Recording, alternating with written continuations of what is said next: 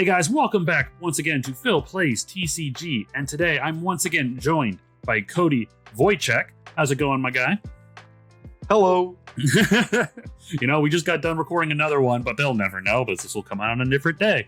But we're here to talk about something that you brought to my attention, and you've been a very staunch, defender of this. And, I get it. I respect somebody who, has a opinion that's willing to die on that hill, even though it may go against the popular opinion. And it surprised me, but honestly, you kind of convinced me. So I'm giving you an opportunity to see if you can convince the Dragonball Super Fusion World community as a whole. And that is, you say that which of these leaders is better? I'm about ready to die on this hill, but I think in the grand scheme of how the format functions right now, how the game works right now, I think Starter Coup is better. Dang, man just said what he wanted to say. Hold on, let me find this button here real quick. There you go. Okay. But all right, you know what? Let's hear him out, guys.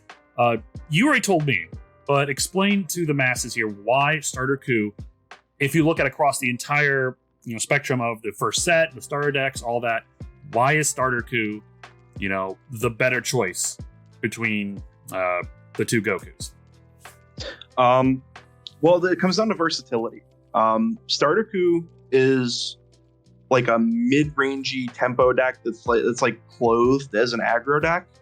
The big downside to him is you have to hard play every battle card. You have no way to get a free extension like yellow does into more attackers. Yep. And realistically, 25k isn't that much different against all the good decks than 20k is. So if you're trying to play an aggressive style of deck, you shouldn't be playing red actually right now. Red is just not aggressively statted as a color. It's very mid-range, very tempo-y statted. And because of that, just gaining 5k on the one extra attacker you get to play every turn that's very likely going to get removed by every color in the game, sans yellow, it's just not going to cut it. It just doesn't cut it. 7Coup it can win. It's obviously able to win. It's a very good deck because I think red as a whole is decent enough. But when you start playing a whole lot of games, start noticing a pattern. And this is usually how 7Coup wins. He hard defends one or two battle cards, and then they get cleared by an effect, and then eventually he's not getting a lot of value out of his leader effect, and then he plays the 5-drop and kills you. That's normally what happens. I don't know how many times you've seen that happen, where it just kind of devolves into they have no board. Eventually, they're playing the 5-drop and just swing with it. Right. That happens a lot. That's a very common occurrence, where all your stuff just gets removed all the time.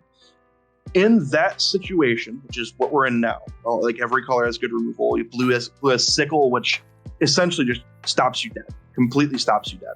Cards. Yeah. They've got Flash. We've got red, the red mirror with just power draining, which still hurts Starter Coup, but not as bad. Then you've got green with just straight good KO. You've got the Vegeta, which will contest every board that U7Coup can make. You've got Broly, which typically you get to conserve more guard defending against U7Coup, because again he's better taller, less than wide, and unfortunately Goku not having the ability to get free plays unless you're playing Kale Caulifla means that it's a lot harder to actually get good wide pressure fast. So Starter Coup and Goku, Zoro-Coup, I guess is what people call him, because he resembles Zoro from One Piece with the free dope to the board. Starter Coup has a versatile ability, which allows him to both turn an attacking card into a defensive card. And what I mean by that is if they attack your battle card, which leaders or other battle cards will often do, to clear them, you can just save them without committing any resources, which then forces your opponent to have to commit a second tempo, which is another action, into that card to remove it. So if they swing at it, you free block for it, and they pay 2, they play another attacker, and that attacker goes into the battle card. If it's not Batamo, well, now you've given up 1 card to take 2 tempo and potentially a card from your opponent.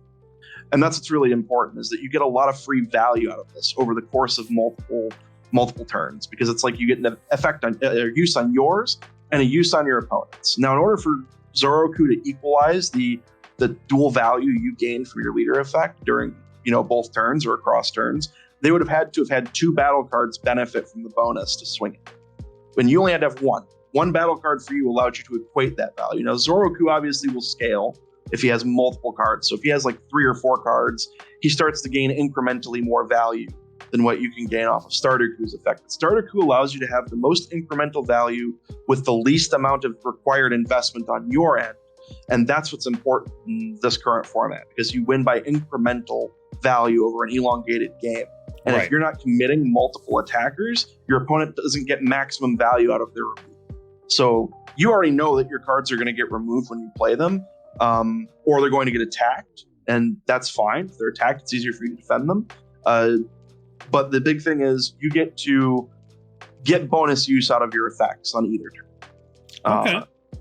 So with less commitment, you get the same value as if Zoroku had commit 2 battle cards. Right. Okay. Yeah, I mean, that makes sense. I mean, heck, like just looking at these two, it kind of reminds me of the discussion people had when, with Red Zoro and the Red Starter Deck Luffy, going back to One Piece here, where Zoro was, obviously same ability, it just gives you a buff across the board. With one Luffy, it just allowed you to give a Rested Dawn to any of your attackers, buffing them up by that game's version of 5k power, which, oh god, I'm just realizing it now. Yeah, Starter Coup is literally just another version of Red Starter Luffy. He's Starter Luffy if the Dawn would also be in effect during your opponent's turn. Yep. Which, if that was the case, that leader would have done very well. Oh god. Very, very well. But no, like it makes sense. U7 Goku is more efficient going wide, while Starter Goku is being more efficient going tall. And you do have the ability to use that 5k buff offensively and defensively. So your opponent has to then account for, if I swing in this guy, he hasn't used his leader ability yet, he might just pump him up by 5k, so I better swing 10k over that. They might be willing to have to commit an extra card to it, because if they don't, you can block it for free.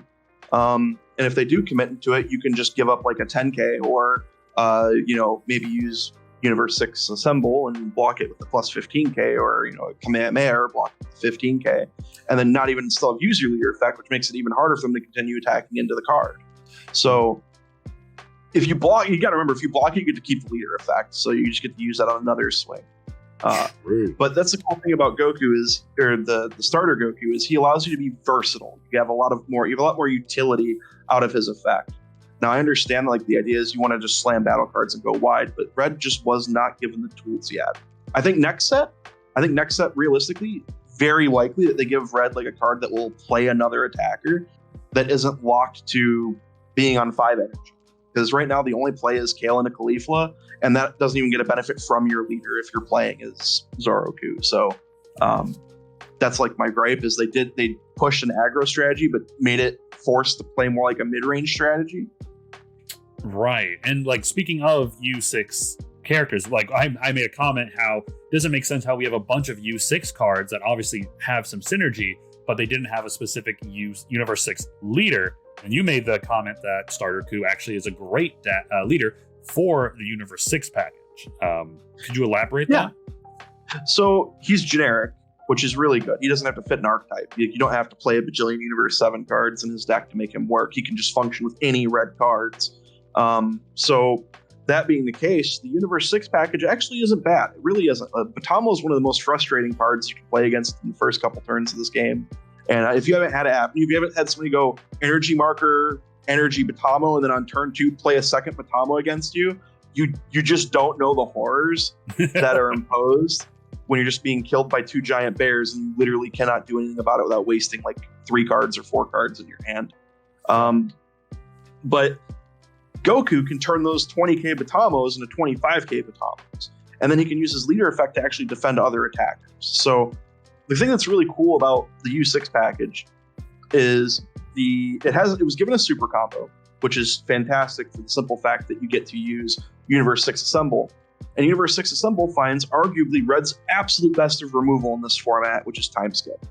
Time Skip is so important right now for Red as a color to survive.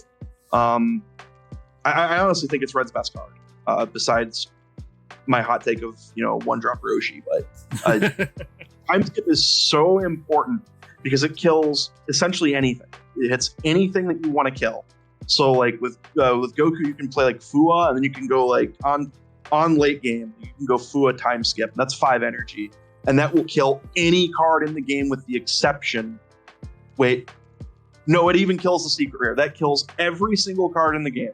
So you can spend 5 energy in full clear, even 8-drop Broly, 7-drop secret. You can kill any card in the game. Time skip killing 35Ks means it allows you to play your smaller guys, pay 3, just wipe out huge threats. It kills any 5-drop. Time skip is absolutely in my starter Coup decks, by the way. You don't really have time to play it in Zoro because you want to also always be producing attackers.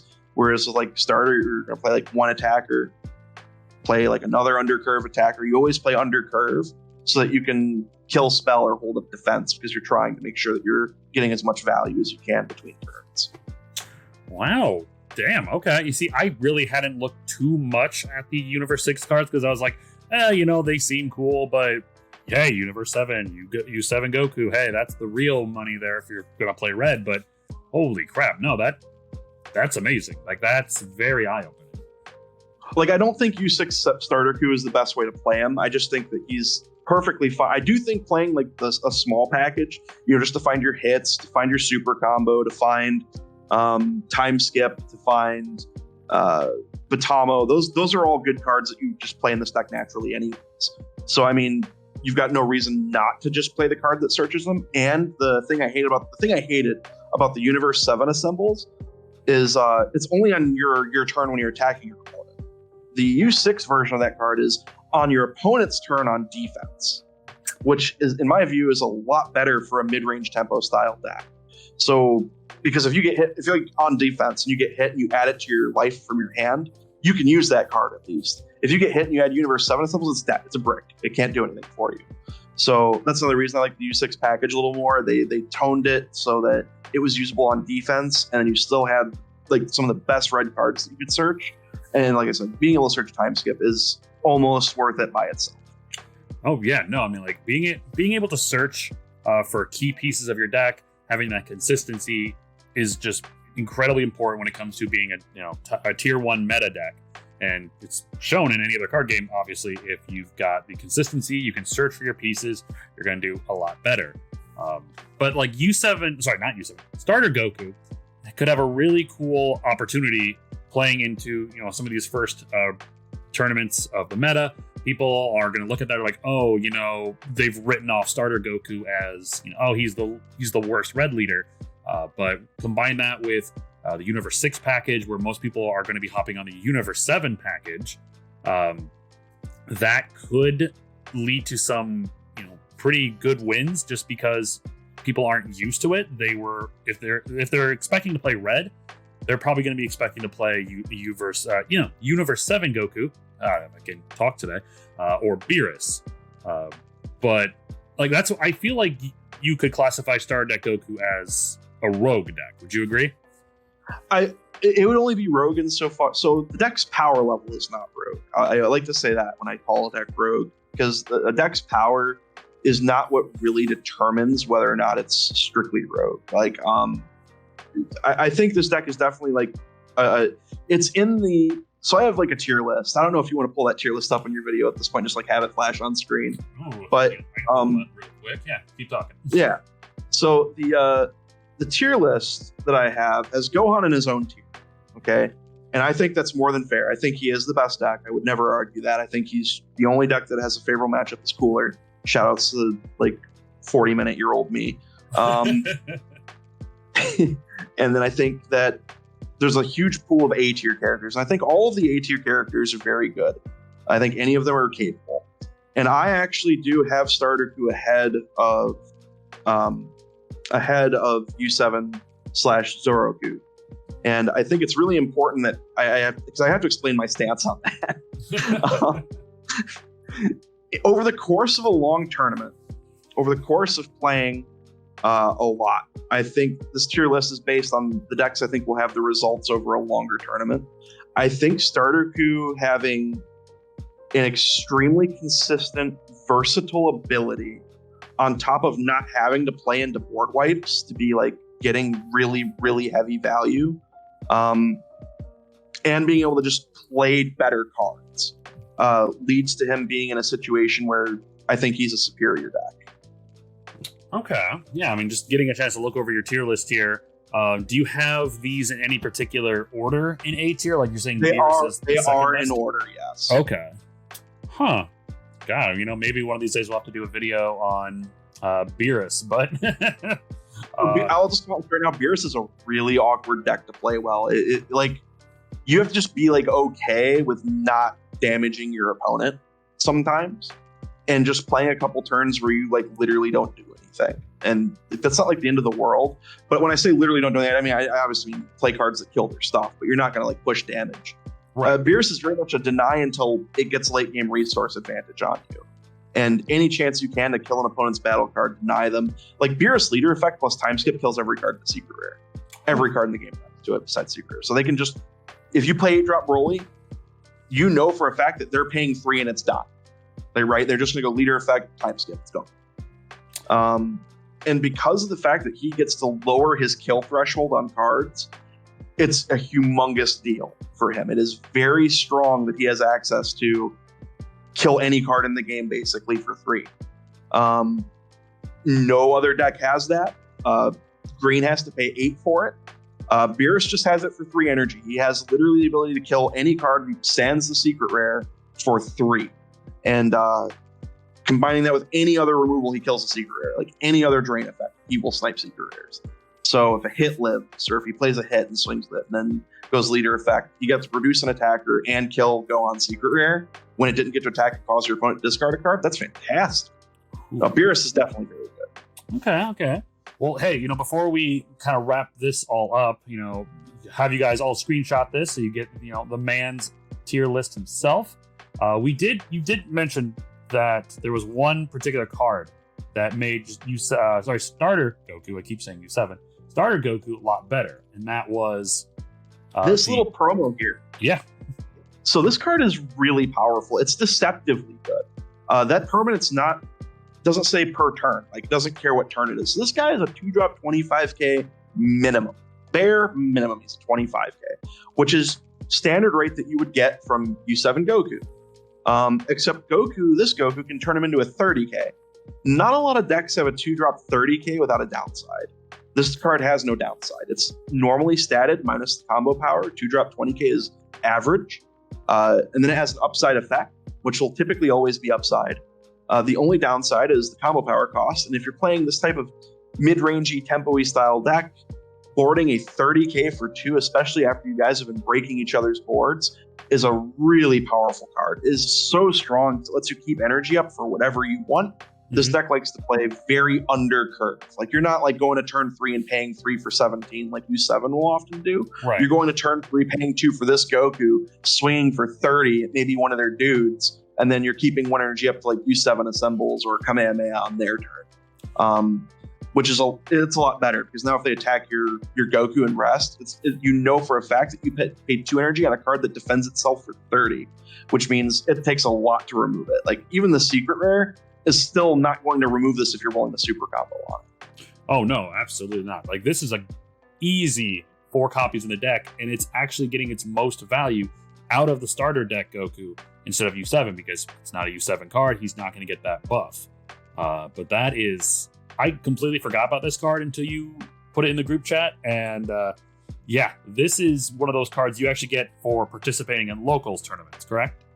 Yep, you'll end up just getting a set of these for just showing up. These are handed to you. These aren't pulled out of a pack. These are just handed to you for showing up. Oh, so even better. Yeah, you're guaranteed to get this. And you get the pack with the other card in it, the energy marker pack. But you get these for just appearing. And let me tell you, get these. This card is so good in this deck. Just, it's so deceptively strong. People just like, oh, you just remove it. Yeah, you have to. It's a 30k. It's a 30k. I spent 2 energy. Yeah, exactly. A really, really, really good card. But that's really good. And my other recommendation is people who play red, please start trying Batamo. Please, just any game you play against, like any deck. I'm not kidding. If you energy marker and then play a Batamo on your turn 1, and then play another Batamo on turn 2, you just start winning the game. Like, you just flat out start winning the game. It's so infuriating to play against. And I mean, even Blue's only out is to Sinister Sickle you right then and there and do nothing else. So any deck that doesn't have like immediate hard removal for this, it's just the most frustrating thing you'll deal with. I swear. We're just gonna put that up right there. Look at that. I'll quickly say, if you don't know what this card does, easy effects, and this is like one of my general rules of thumb. If a card has very little text, it's either broken or complete trash. It's never in between. This card has very little text, and it's a really good effect in set 1 of the game. It's 2 for 20, normal rate. That's good. Trust me, that's average rate. Right. With the 5 combo power, that's below average. But the trade-off is he just can't be killed by attack. You can't attack him. Like, you can, it just doesn't do anything.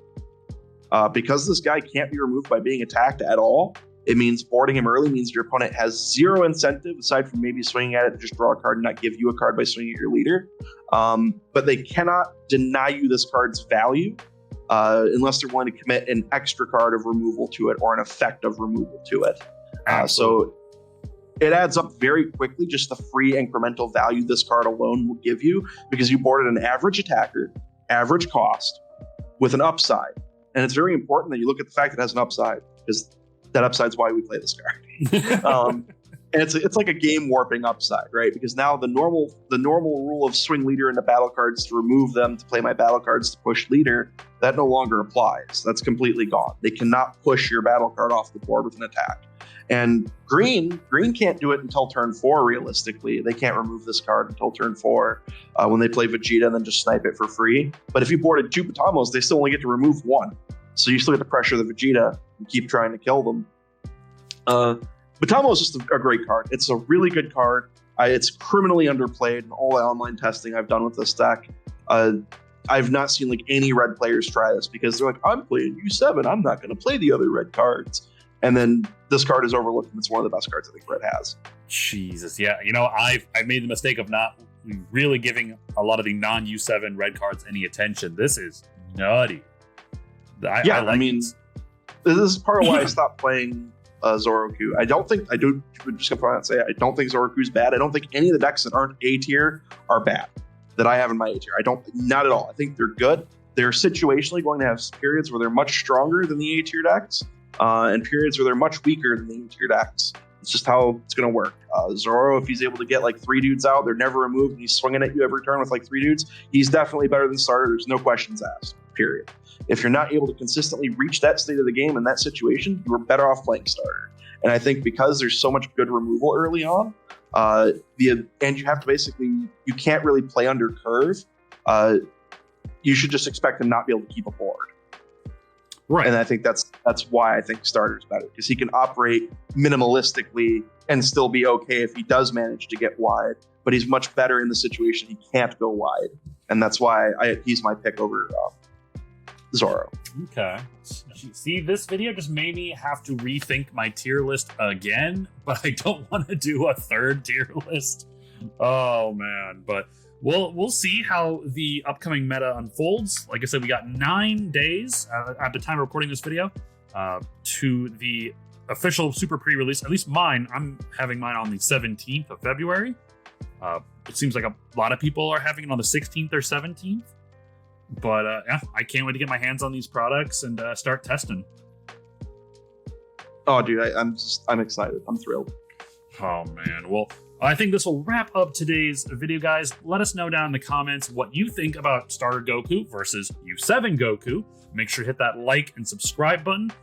Share this video if you want to. Let us know your thoughts and opinions down in the comments, and we'll see you on the next video. Take care, guys.